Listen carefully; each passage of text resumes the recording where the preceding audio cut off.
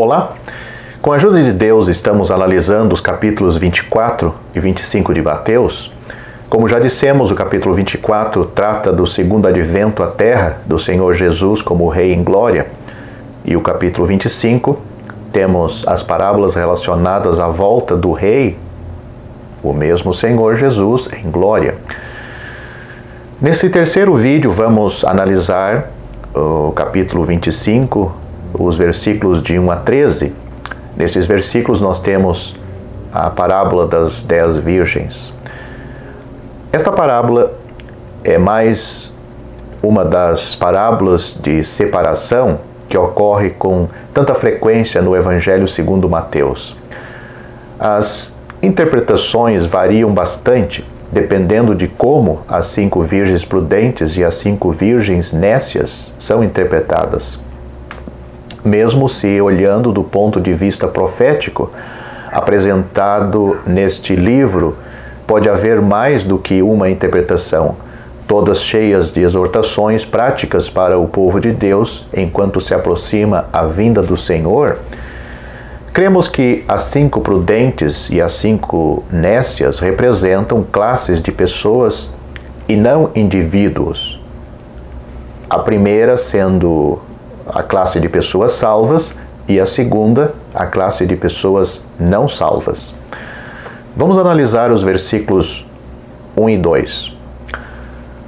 Por questões práticas, consideraremos as 5 prudentes como representando a igreja e as 5 nécias como representando a nação judaica que não é salva. Outros expositores podem ver estes dois grupos como existindo durante os últimos 7 anos, e neste caso as virgens prudentes não podem representar a igreja, e sim o remanescente fiel dos judeus. Não devemos nos surpreender que a igreja pode ser vista em tal parábola, pois isto já aconteceu anteriormente. Por exemplo, em Mateus capítulo 21, versículo 43, onde uma nação, onde é dito lá pelo Senhor Jesus, uma nação que dê os seus frutos, toma o lugar dos lavradores maus. Lá, sem dúvida, está se referindo à igreja, os gentios sendo salvos, tomando o lugar dos judeus. As lâmpadas são as esferas de testemunho destes dois grupos, existindo lado a lado desde Atos capítulo 2, como Paulo indicou em 1 Coríntios capítulo 10, versículo 32. Ambos os grupos saíram com aspirações diferentes. Para a igreja, a sua esperança era a vinda do Senhor aos ares, embora esta esperança foi perdida, em grande parte, durante os longos tempos da história da igreja, desde os dias apostólicos. Para os judeus, a sua espera era a vinda do Messias prometido, embora os seus corações estavam fechados pela incredulidade ao fato que este Messias era Jesus de Nazaré, agora exaltado no trono dos céus. O estado das prudentes e das loucas já foi descrito em Mateus capítulo 7, versículos 24 a 27, onde a aceitação ou a rejeição das palavras do Senhor é o que faz toda a diferença. Analisemos agora os versículos 3 e 4. O tipo de profissão indicada pelas lâmpadas depende do conteúdo das lâmpadas, ou há óleo para a luz, ou há falta de óleo para as trevas. Estes 2 versículos mostram que todas as 10 tinham óleo no princípio, mas havia também vasilhas. No grego uma palavra, essa palavra é uma pequena vasilha, a forma diminutiva no grego diagos, cuja função era manter um suprimento constante de óleo. No Antigo Testamento, a nação judaica era participante do Espírito Santo, como temos Hebreus capítulo 6, versículo 4, não no mesmo sentido de Atos capítulo 2, mas no sentido em que o Espírito Santo estivera sobre os profetas, 2 Pedro capítulo 1, versículo 21, quando falava à nação. Entretanto, como Estevão disse para a nação, sempre resististes ao Espírito Santo, assim vós sois como vossos pais. Atos capítulo 7, versículo 51. Em contraste, as virgens prudentes tinham um suprimento abundante de óleo.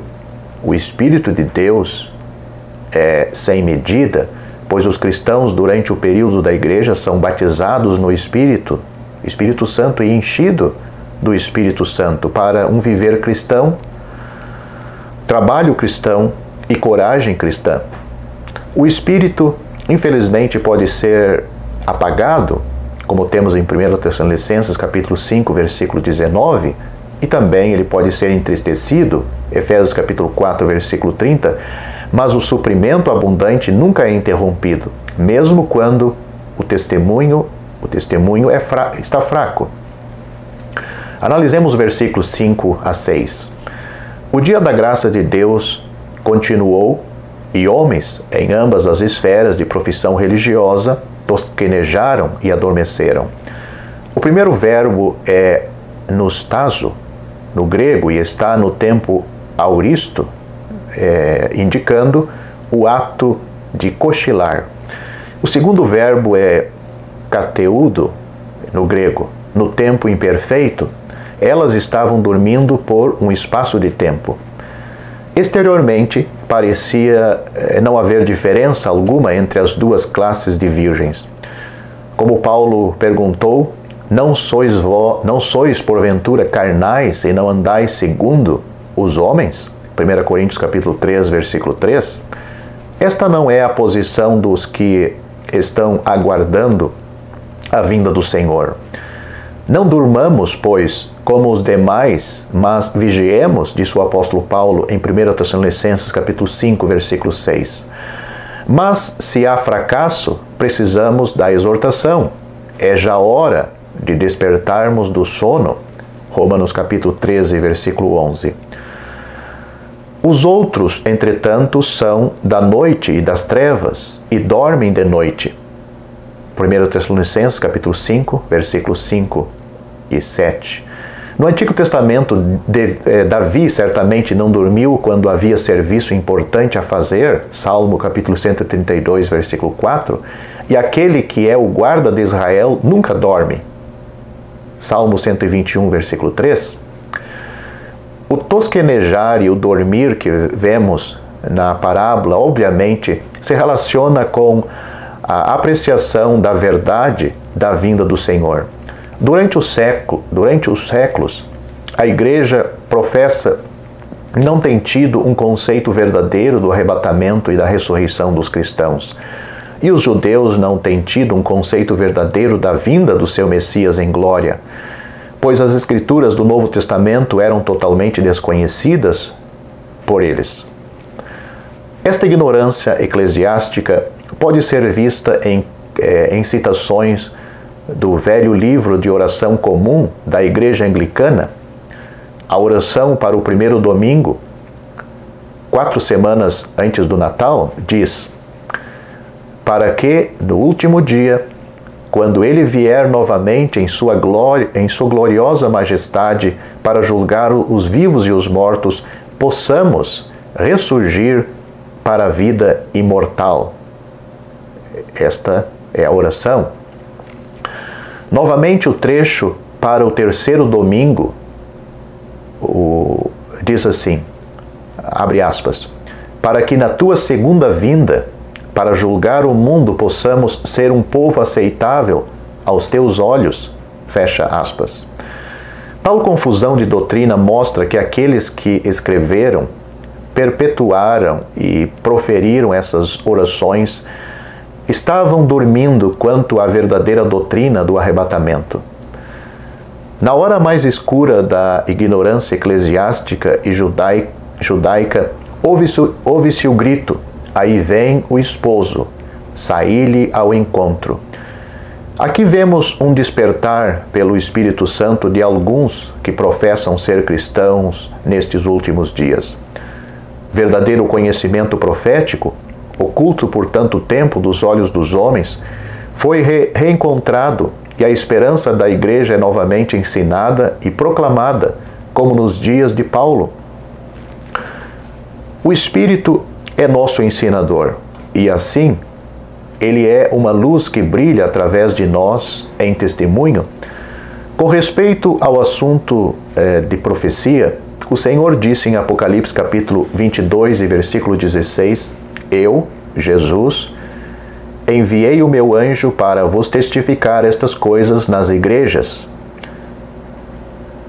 E esta mensagem surgiu depois de séculos de escuridão, assim como o livro da lei foi encontrado nos dias de Josias. 2 Crônicas, capítulo 34, versículos 14 a 18. Vamos analisar os versículos 7 a 9. Homens e grupos religiosos de todas as persuasões precisam avaliar a sua posição à luz do ensinamento concernente ao arrebatamento e à volta do Senhor em glória. Que testemunho darão eles com as suas lâmpadas? As virgens prudentes tinham óleo para as suas lâmpadas. O seu testemunho vindo do poder do Espírito Santo. Esse é o significado. É evidente que nem todos os cristãos são abrangidos por estas 5 virgens e nem todos os judeus pelas 5 virgens loucas. Infelizmente, muitos cristãos não têm um conhecimento verdadeiro da profecia. E alguns também podem não ter nenhum interesse por ela. Mas todos subirão para se encontrar com o Senhor nos ares, no arrebatamento. Entretanto, a parábola focaliza a atenção somente em certos cristãos, isto é, naqueles cujos corações foram abertos para receber a verdade. As loucas representam somente um grupo dos judeus incrédulos, os que ouvem o testemunho de que a vinda do Senhor está próxima. Ouvindo a mensagem do Evangelho, eles reconhecem que não possuem óleo, que não são salvos e que não possuem o Espírito Santo. Reconhecem que suas lâmpadas estão se apagando. Seu próprio testemunho das promessas do Antigo Testamento acerca da vinda do Messias tornou-se fraco e estava a ponto de se apagar por causa do excesso de incredulidade. O pedido que temos aqui, dai-nos do vosso azeite, representa ignorância. Não pode haver transferência de óleo de uma pessoa para outra, nenhuma transferência do Espírito Santo de uma pessoa para outra. O jorrar do Espírito Santo em João capítulo 7, versículos 38 e 39, não representa uma transferência, mas testemunho. Ao dizer, nos falte a nós, temos a indicação de que cada cristão está cheio do Espírito que habita no seu corpo, que é um templo. Deus não contempla um cristão meio cheio, portanto, dividir é impossível. Pelo contrário, o óleo vem através da aquisição dos que vendem. É o Pai que dá o Consolador. João capítulo 14, versículo 16, e também o Filho. João capítulo 15, versículo 26, capítulo 16, versículo 7 e Atos capítulo 2, versículo 33. A ideia por trás de comprar não tem nenhuma ligação com a tentativa de, como Simeão, de comprar o Espírito Santo de Pedro e de João por dinheiro, como nós temos em Atos capítulo 8, versículo 18. Pelo contrário, volta ao conceito do Antigo Testamento de comprar sem dinheiro e sem preço. Foi isso que Isaías disse no seu livro, Isaías capítulo 55, versículo 1. Analisemos agora o versículo 10. Obviamente, estas 5 virgens loucas estavam preocupadas, pois a verdade completa do Evangelho está por trás desta preocupação. Entretanto, o Espírito de Deus não contenderá para sempre com o homem, e elas estavam atrasadas demais para alcançar a bênção de Deus através da mensagem do Evangelho, apresentado pelas 5 virgens prudentes. O noivo veio e as 5 que estavam preparadas entraram com ele para as bodas. Em outras palavras, no arrebatamento da igreja, os cristãos entram, mas os incrédulos, neste caso judeus incrédulos, mais preocupados, ficam do lado de fora.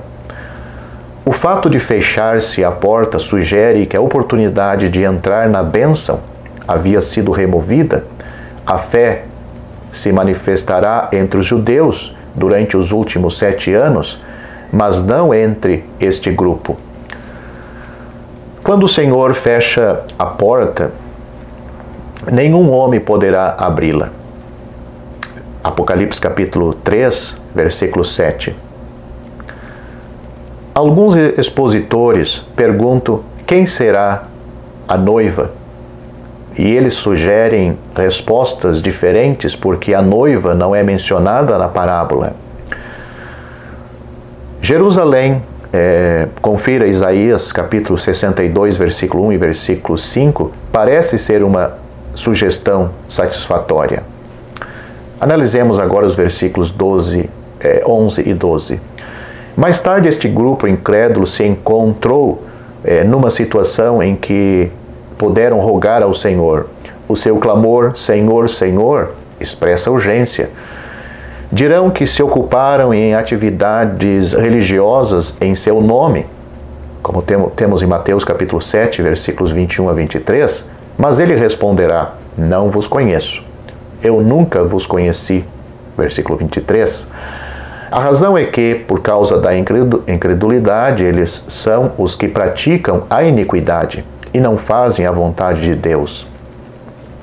Tiveram que se retirar, evidentemente, para o juízo eterno. Este diálogo acontecerá quando o Senhor vier em glória, quando tais judeus esperarão entrar no reino milenar, mas, como os bodes, em Mateus capítulo 25, versículo 41, eles estarão eternamente do lado de fora. Vamos analisar agora este último versículo nesta parte da parábola, versículo 13. A parábola termina com a lição vigiai, pois. Como já comentamos anteriormente, ninguém sabe do dia nem da hora da sua vinda, por isso é perigoso dormir como se a sua vinda não tivesse importância. Alguns textos gregos que são usados pela versão da Bíblia atualizada e a versão brasileira e a versão revisada omitem as últimas palavras em que o Filho do Homem há de vir. A interpretação que temos dado sugere que esta omissão é válida, pois o Senhor não toma o caráter de Filho do Homem em relação à igreja. Portanto, se o que vemos no versículo 10 é o arrebatamento, então este título específico não é apropriado. A parábola dos talentos mostra as diferentes capacidades dos homens que recebem algo do Senhor. A parábola das minas, em Lucas capítulo 15, versículo 12 a 27, sugere responsabilidades iguais. Alguns expositores acham que as duas parábolas são idênticas, mas os respectivos contextos mostram que foram ditas em ocasiões diferentes. Em Lucas capítulo 19, versículo 11, a parábola foi contada porque alguns pensaram que logo se havia de manifestar o reino de Deus. Foi contada quando o Senhor saía de Jericó a caminho de Jerusalém. Mas a parábola dos talentos foi contada alguns dias mais tarde, no Monte das Oliveiras. A primeira foi narrada publicamente a pessoas que o acompanhavam, mas a segunda foi para os seus discípulos em particular. Os expositores também diferem quanto a interpretação da parábola. Alguns até negam que as trevas exteriores, no versículo 30, representam castigo eterno. O fato da parábola abranger o tempo entre a ascensão do Cristo, no versículo 14, e a sua volta, no versículo 19, significa que podemos interpretar o período intermediário como sendo o período da igreja e não restringi-lo apenas aos 7 anos antes da sua vinda em glória. Se você gostou deste vídeo, deixe seu joinha, isso nos ajudará a divulgá-lo. Também não se esqueça de inscrever-se em nosso canal, ative o sininho das notificações para que você receba os novos vídeos, deixe seus comentários. Obrigado por assistir este vídeo.